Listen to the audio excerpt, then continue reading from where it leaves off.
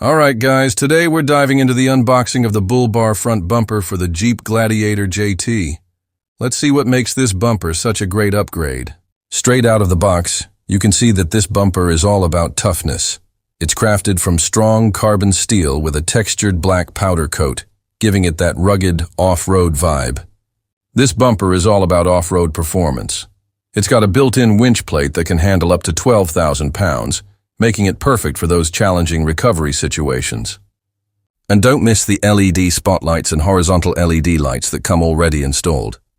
They'll give you that extra visibility you need for those late-night drives or off-road escapades.